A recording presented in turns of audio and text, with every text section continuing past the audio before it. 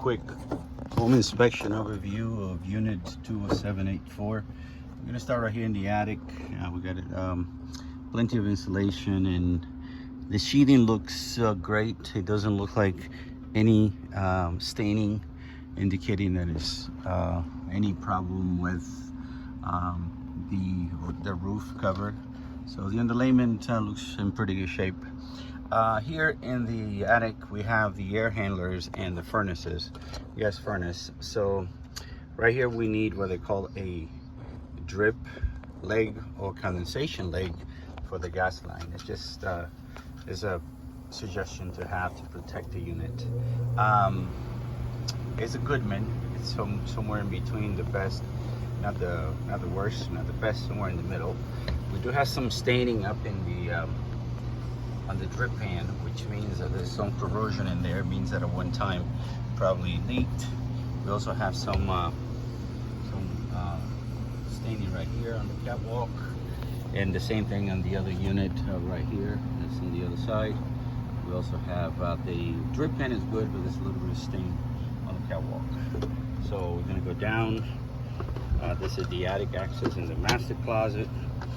Down very slowly here, and then we'll continue with the inside. Then we'll do the exterior and finish up outside. So coming out, this is the master. Plumbing wise seems to be okay, no problem there. We might just need to adjust the stoppers, and there's a little corrosion on the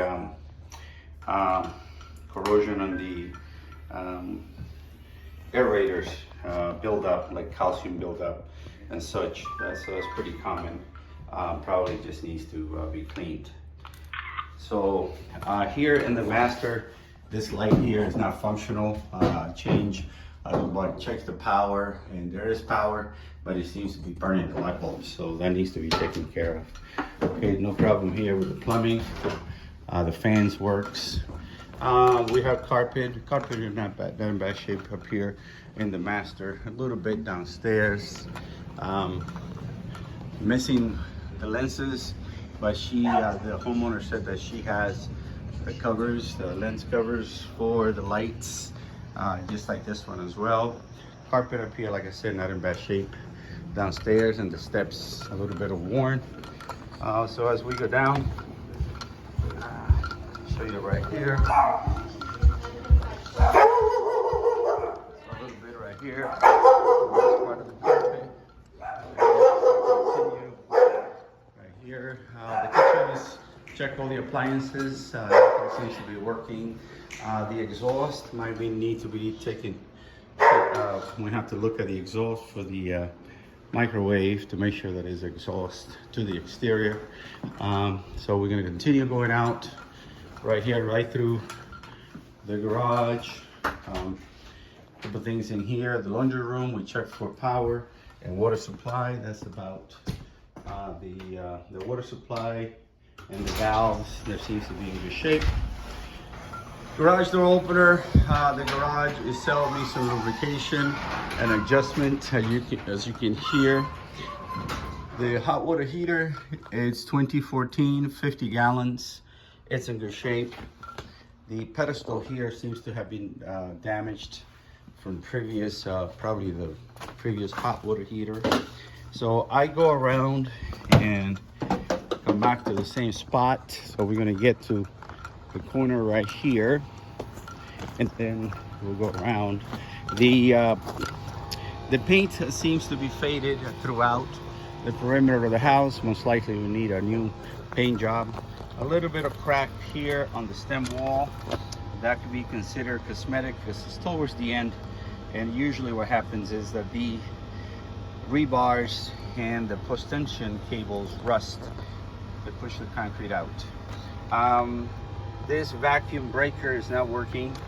I have no water to the drip system. It was on the off position. I turned it on the on position, but it still did not work. This is where you shut off the water in the event of an emergency. Clean outs. Those are good for in case there's any underground problems.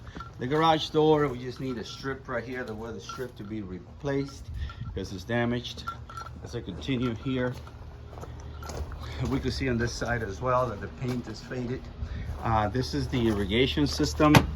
Like I said, I put it on manual even though it was on off, and I turned it on manual and it still did not work.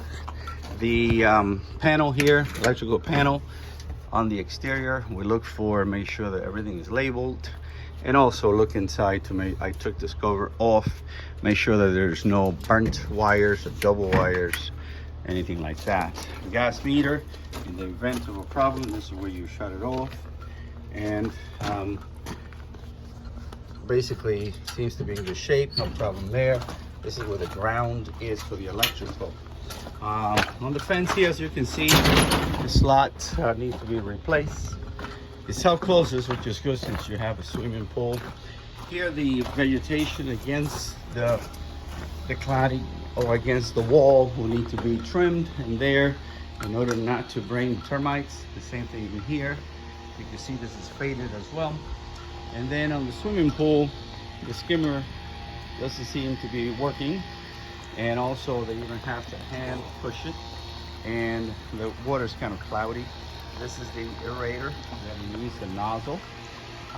The pool equipment, a couple things in there. It's a sand filter, so most of the time the sand filter needs to be replaced.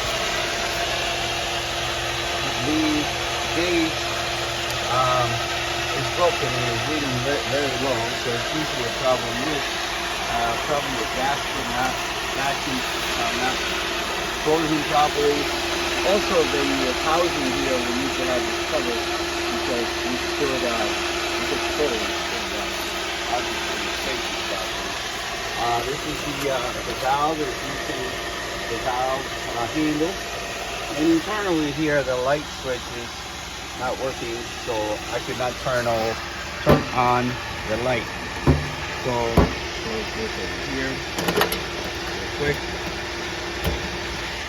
Light. Okay, on the perimeter fence, this side right here is it's called step ladder cracking, and you can see right here that it's missing some of the thin set, and it's not.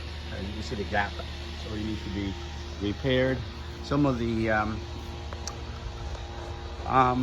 window screens are pretty much worn out, typical because of the heat here in Arizona. This is one of the units makes a lot of noise. It's also under report. A lot of noise. So the units are giving me the split, the supply minus the return temperature. It's kind of low. It's about 11 or 12. So recommended between 15 and 20. So that's pretty much it. I'll send you the report, and then I hope if you have any questions, give me a call. Thanks. Bye.